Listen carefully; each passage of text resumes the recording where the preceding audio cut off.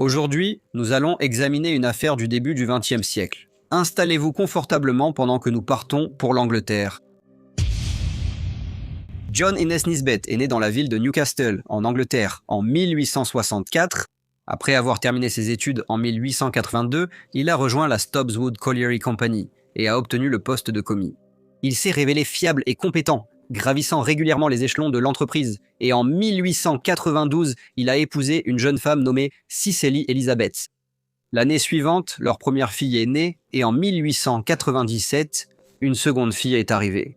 Au tournant du siècle, la famille vivait au 180 Eaton Road, qui se trouvait à Eaton, l'une des banlieues orientales en pleine expansion de Newcastle. Tout au long de sa carrière, John Nisbet s'est forgé une réputation d'honnêteté et de diligence. Et en 1910, il comptait déjà 28 ans au service de la Stubbs-Wood Colliery Company et avait accédé au poste de caissier. C'était un poste qui impliquait de grandes responsabilités. Un vendredi sur deux, il se rendait à Newcastle pour retirer l'argent des salaires à la Lloyds Bank avant de prendre le train à la gare centrale de Newcastle afin de remettre l'argent liquide et aux ouvriers employés à la mine. La gare centrale de Newcastle a été conçue par le célèbre architecte John Dobson et l'ingénieur Robert Stephenson comme une gare unique destinée à unir les différentes lignes ferroviaires desservant la ville. En 1910, la gare accueillait des milliers de passagers et servait de point d'entrée essentiel pour le trafic commercial et industriel. Des hommes d'affaires, voyageurs, mineurs et responsables de mines fréquentaient ces quais, tandis que les trains transportaient marchandises, courriers et passagers à travers le Northumberland et au-delà. Pour des entreprises comme la compagnie minière de Stubbs-Wood, elle jouait un rôle clé dans le transfert des salaires des mineurs et d'autres transactions régionales. Le vendredi 18 mai 1910, John commença une fois de plus son voyage vers Newcastle, où il retira 370 livres et 9 shillings de la Lloyds Bank et plaça l'argent dans un petit sac en cuir fermé à clé. Après cela, il se rendit à la gare centrale de Newcastle pour prendre le train de 10h27 à destination d'Alnmouth, avec l'intention de descendre à la gare de Witherington. Le jour de paix apportait toujours une activité supplémentaire à la gare. D'autres caissiers de mine faisaient des trajets similaires, transportant de l'argent pour les mineurs à travers le Northumberland. Parmi eux se trouvaient Percival Harding Hall et John William Spink, qui travaillaient pour la Netherton Coal Company. Alors que les passagers embarquaient, M. Hall vit M. John Nisbet marcher sur le quai avec un autre homme. Les deux hommes cherchaient un compartiment fumeur à l'avant du train et M. Hall entendit M. Nisbet dire « Celui-ci sera fumeur ». Il vit les deux hommes entrer ensemble dans le compartiment. Peu de temps après le départ du train, il s'arrêta à la gare de Eaton, où Madame Nisbet avait l'habitude de retrouver son mari lorsque le train passait. Ce jour-là, elle l'attendait de nouveau sur le quai. À sa grande surprise, cependant, elle le trouva assis près de l'avant du train. C'était étrange, car il s'asseyait d'habitude à l'arrière ou au milieu. En l'apercevant, elle fit signe de la main. Monsieur Nisbet baissa la fenêtre et ils échangèrent en quelques mots rapides. Madame Nisbet demanda à son mari de rentrer tôt car sa tante leur rendait visite. Il rit et la rassura en lui disant qu'il comptait rentrer directement à la maison une fois son travail terminé. Alors que le train commençait à s'éloigner, Madame Nisbet aperçut le passager assis en face de son mari. Le compartiment était partiellement dans l'ombre d'un tunnel, rendant les observations difficiles, mais elle voyait que l'homme portait un pardessus clair au col relevé. À 11h06, le train arriva à la gare de Stannington où M. Hall et M. Spink descendirent. Ils longèrent le quai en jetant un œil dans le compartiment où se trouvait M. Nisbet. Ils virent qu'il était assis face à la locomotive, parlant à un autre homme en face de lui. Le train partit bientôt, et 6 minutes plus tard arriva à Morpeth, où un passager portant un manteau ample descendit sur le quai et s'approcha du contrôleur de billets nommé John Attey. L'homme expliqua que son billet n'était valable que jusqu'à Stannington, mais qu'il avait oublié de descendre. La conversation resta cordiale et il paya le supplément avant de quitter la gare. Au même moment, un homme nommé John Grant monta dans le train. Ne voulant pas s'asseoir seul, il chercha sur le quai un compartiment avec d'autres passagers. En passant devant un compartiment où Jean Nisbet était assis, il remarqua qu'il était vide. Le train continua vers le nord. Aucun passager ne descendit à Pegwood et Longhurst, puis le train arriva à Witherington, la gare où M. Nisbet devait descendre et rencontrer un représentant de la compagnie minière Stubbs-Wood. Cependant, M. Nisbet ne descendit pas du train. Le représentant parcourut le quai et regarda à travers les fenêtres des wagons, mais ne vit pas M. Nisbet. Le train quitta Witherington et poursuivit vers Alnmouth. C'était sa destination finale. Et, une fois que tous les passagers eurent débarqué, un porteur nommé Thomas Charlton remarqua un compartiment apparemment vide dont la fenêtre était restée ouverte. Il s'approcha pour la fermer, mais en ouvrant la porte du wagon, il découvrit l'une des scènes de crime les plus choquantes de la Grande-Bretagne édouardienne. Des filets de sang coulaient sur le sol du compartiment et, coincé sous les sièges, se trouvait le corps d'un homme. À côté de lui se trouvait un casque de protection et une paire de lunettes brisées. Monsieur Charlton appela immédiatement le contrôleur et le chef de gare, qui contactèrent ensuite la police.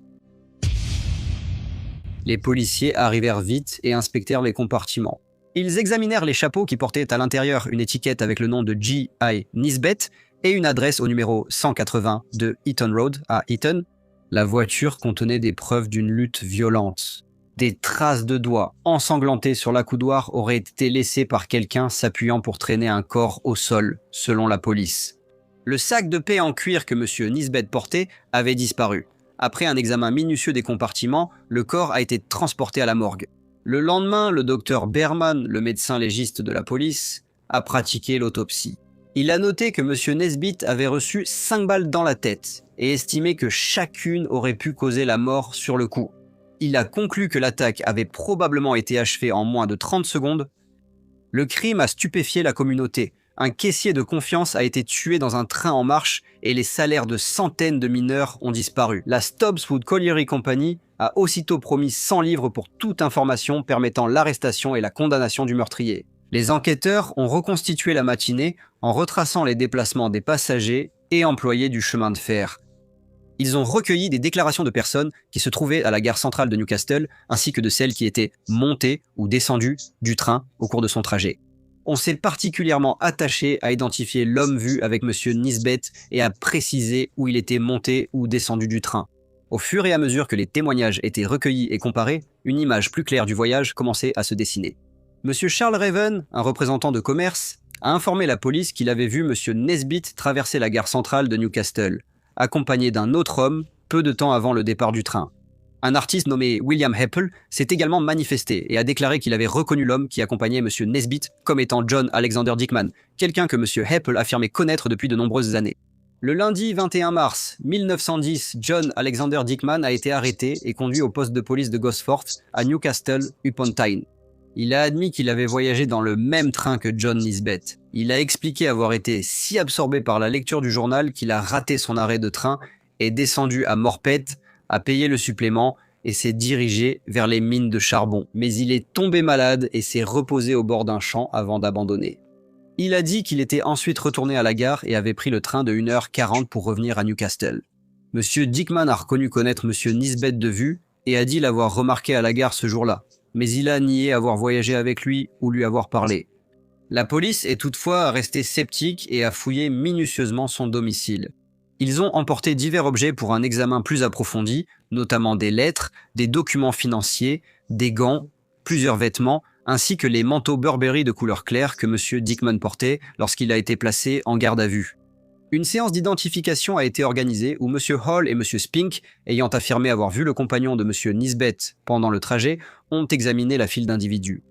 M. Spink n'a pas pu procéder à une identification formelle, mais après que M. Hall ait examiné attentivement les hommes, il a désigné M. Dickman et a dit « Si l'un de ces hommes est le bon, c'est lui ». M. Dickman a été inculpé du meurtre de M. John Nisbet et a été conduit devant les magistrats. Des foules s'étaient rassemblées, espérant apercevoir les suspects dans ce que les journaux appelaient désormais le sensationnel meurtre ferroviaire. Lorsque la procédure a commencé, le surintendant Weddell a exposé les preuves et a demandé son placement en détention provisoire pendant que l'enquête se poursuivait. M. Clark, avocat de la défense, a contesté, estimant que les preuves étaient insuffisantes et que son client ne devait pas être détenu pendant que la police recherchait des preuves supplémentaires. Après avoir entendu les preuves, les magistrats se sont retirés 9 minutes avant d'accorder une détention provisoire de 7 jours. Au fur et à mesure que l'enquête progressait, la police devenait de plus en plus confiante dans le dossier qu'elle constituait contre M. Dickman. Un mois après le meurtre, le sac en cuir manquant de M. Nisbet a été découvert au fond de le puits d'aération d'Isabella Pitts, une mine désaffectée près de Stannington. L'argent avait disparu, mais les enquêteurs pensent que l'endroit où le sac a été jeté était lié à une zone familière à M. Dickman. La presse rapportait rapidement chaque nouvelle piste et l'agitation était forte avant le procès prévu en juillet 1910, déjà le crime le plus commenté de Grande-Bretagne. Le procès s'est ouvert devant monsieur le juge Coleridge le 5 juillet, et monsieur Dickman a plaidé non coupable.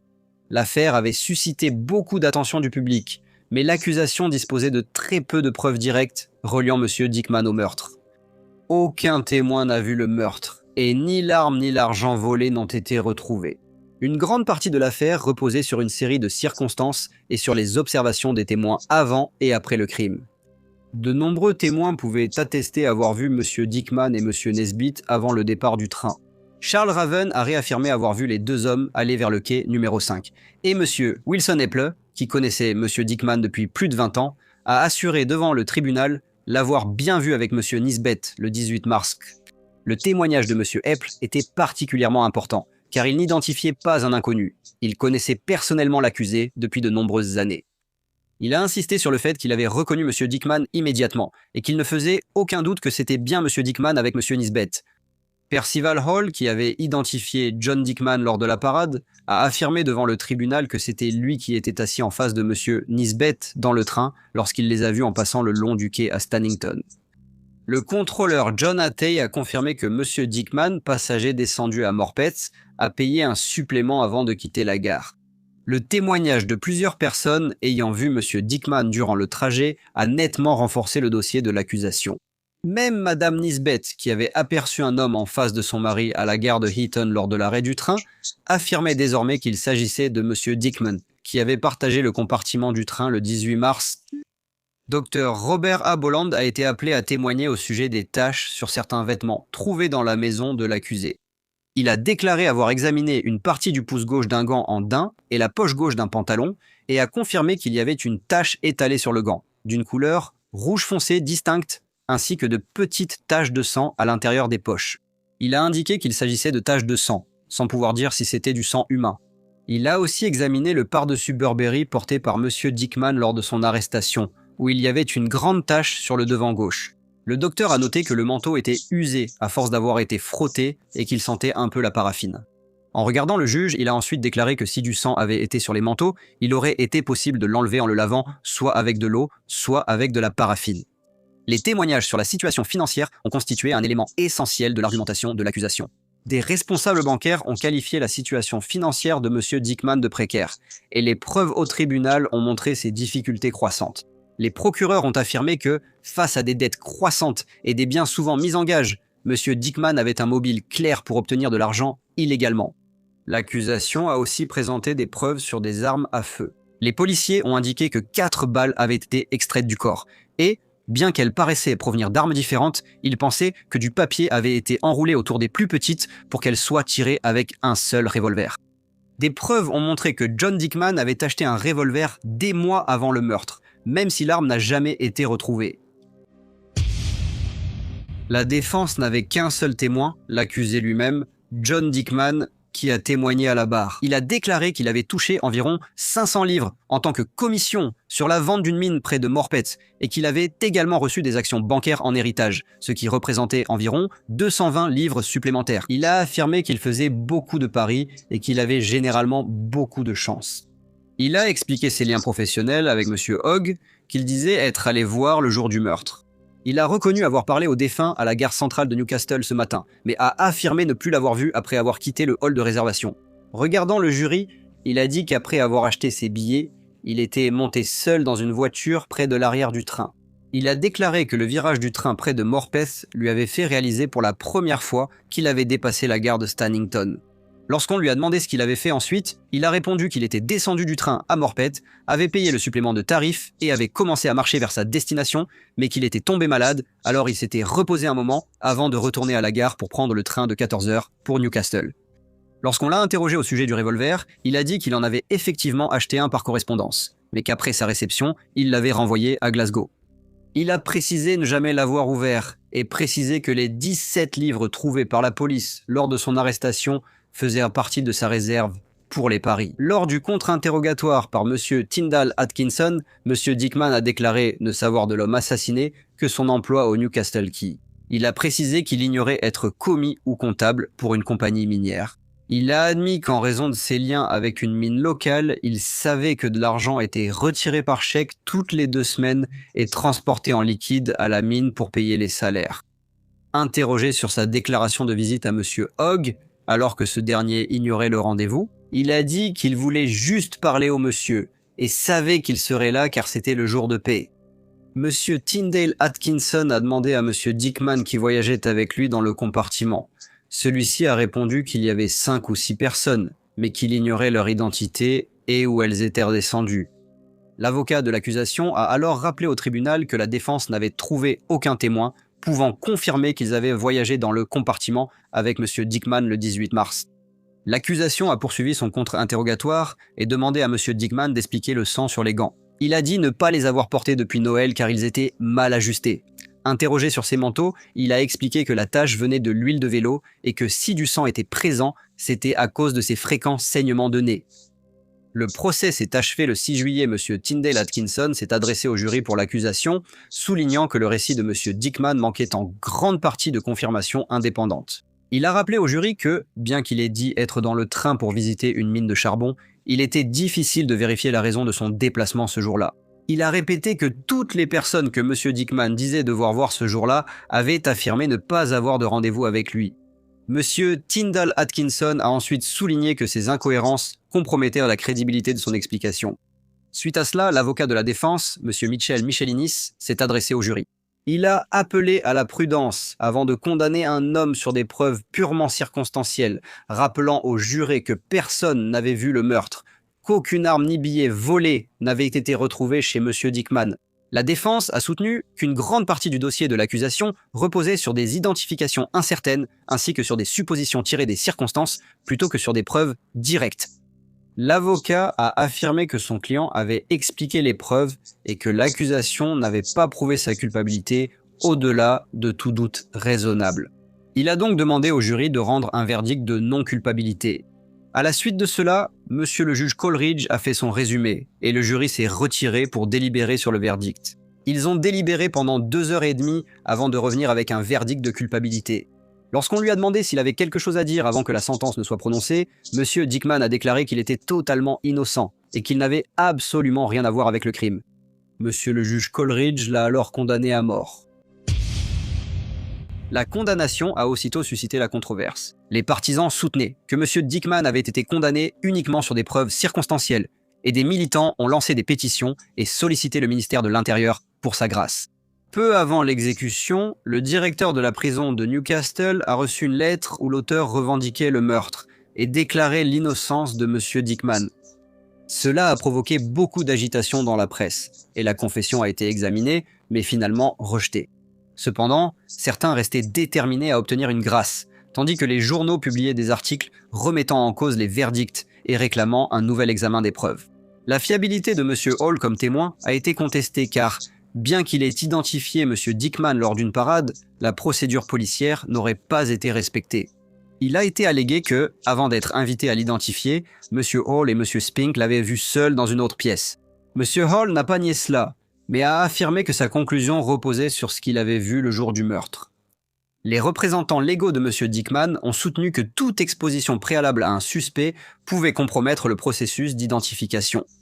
La question a attiré une attention considérable, parce que l'identification de M. Dickman par M. Hall avait constitué une partie importante du dossier de l'accusation, et les gens se demandaient si une telle preuve aurait été traitée avec la même confiance si ces circonstances avaient été pleinement explorées lors du procès.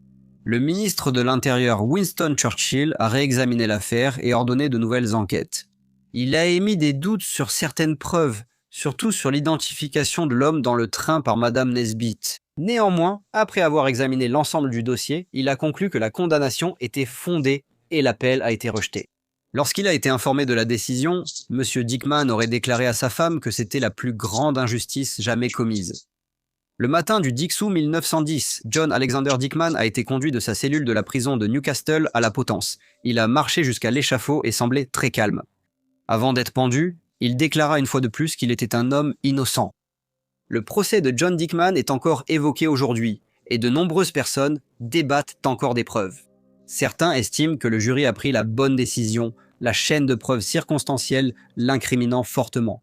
D'autres restent sceptiques, faisant valoir qu'aucune arme du crime n'a jamais été retrouvée et que l'affaire reposait trop sur l'identification par les témoins.